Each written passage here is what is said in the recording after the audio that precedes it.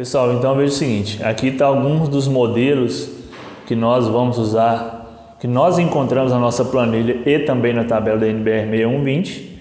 Então aqui eu trouxe alguns para a gente entender melhor. Então aqui esse primeiro, aqui um bloco de concreto, 14 por 19 por 29, aqui um de 9, lá no fundo um tijolo de cerâmico, um tijolo cerâmico, aqui um bloco de concreto, né?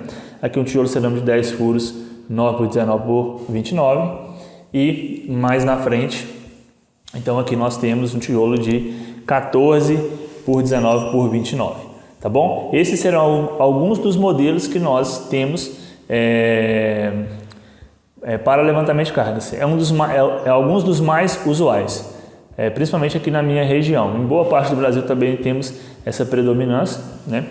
Mas as pequenas variações que tem também atendida tanto pela análise discretizada da nossa planilha quanto pela tabela da NBR 6120, tá ok? Pessoal, veja o seguinte, aqui no cálculo do tijolo de forma empírica, eu quero pedir a vocês o seguinte, aqui eu não tenho um paquímetro, estou aqui no meu escritório, então não tenho um paquímetro, tenho apenas a minha trena aqui que vai poder auxiliar. Mas se você tiver, por exemplo, uma régua metálica, já vai adiantar bem. Então, você tendo aí um paquímetro e uma balança de maior precisão, vai ser, sem dúvida nenhuma, uma melhor ferramenta para fazer essa análise. Mas então, o que acontece? Eu quero que vocês, suponhamos aqui eu tenho um tijolo de 9. Eu quero que vocês tiram todas as medidas, tanto a altura, quanto largura, quanto o comprimento. Também eu quero que vocês meçam para mim essas paredes internas, que a gente chama de septo, tá bom? As dimensões dela e também essas paredes externas. Esses valores aqui eles vão ser importantes para nós definirmos então o peso do tijolo, porque nós temos um volume de um cubo, porém nós temos os vazios. Então nós devemos descontar esses vazios, tá bom? E também vai ser importante você anotar esses valores aqui, porque nós vamos poder calcular melhor o quanto de massa de assentamento vai adentrar nesses furos quando considerarmos a junta vertical convencional, tá bom? Aqui nós temos um tijolo de 14, você também pode tirar as medidas dele, caso você queira fazer esse estudo. Aqui nós temos um bloco de concreto de 9, tá bom? Vocês também podem tirar essas medidas aqui e verificar o peso, tá ok? Então era isso. Muito bem, eu pedi para vocês então, caso você queira fazer essa análise, esse estudo aqui, pegar o tijolo aí que vocês querem estudar e anotar os valores, tanto das dimensões externas quanto das aberturas, das paredes internas e também dos septos, das paredes externas também e quanto dos septos. Nós vamos nos ater aqui a essa segunda parte da nossa planilha, características do tijolo basal. Vamos pegar aqui e conferir no nosso e-book essas medidas. Então, um tijolo de 14 por 19 por 29, vamos considerar aqui 4.45. Eu vou atualizar esse e-book, na hora que você baixar ele aqui já vai estar 4.45. Isso aqui eu fiz o seguinte, se você não tem se você não tem esse valor pela sua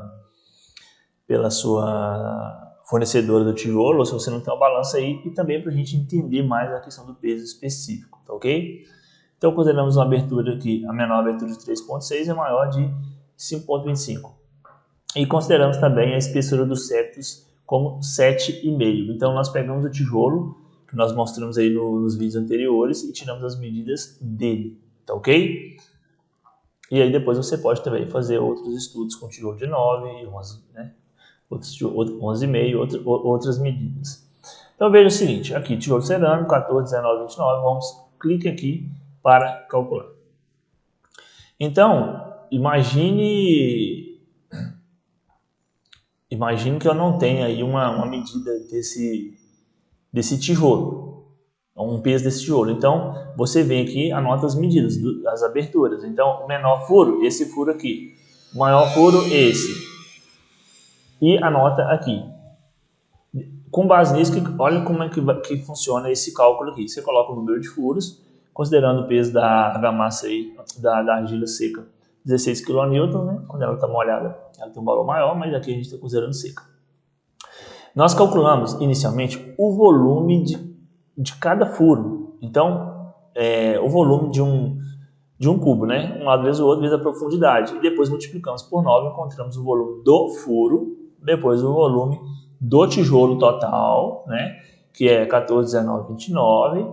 E depois subtraímos um pelo outro. Então, pegamos o volume do tijolo, subtraímos pelo volume dos furos e encontramos o volume efetivo só de argila. Só que eu ainda assim, aqui eu tenho que fazer um comentário. Esse valor aqui é muito próximo do real, mas ainda não é 100% real. Só gosto de comentar assim porque às vezes a pessoa pode pensar assim, Gelson, mas e os poros que temos na cerâmica? A cerâmica em si, nós não conseguimos ver a olho nu, mas tem muitos poros. Só que por questão de... não tem necessidade de fazer essa consideração. Então a gente despreza esses furos para esse cálculo aqui. Então a gente considera como se fosse um sólido sem porosidade nenhuma. A gente sabe que não acontece isso, mas a gente só vai considerar isso para facilidade de cálculo. Então veja o seguinte, após achar o volume efetivo de argila, nós multiplicamos então pelo peso específico da argila seca e encontramos o peso do tijolo. Multiplicamos isso por 100 e encontramos em quilo.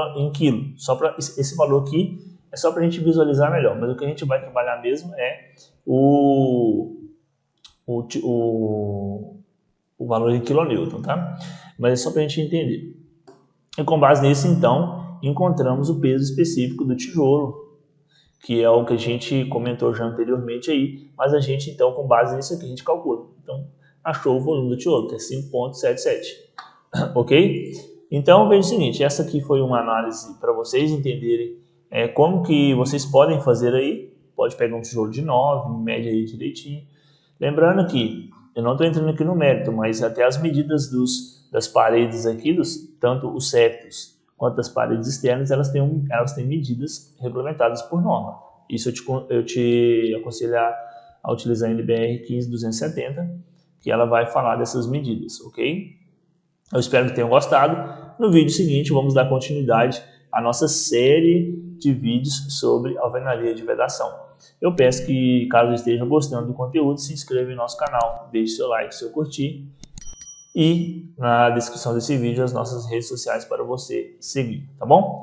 Fiquem com Deus e até a próxima.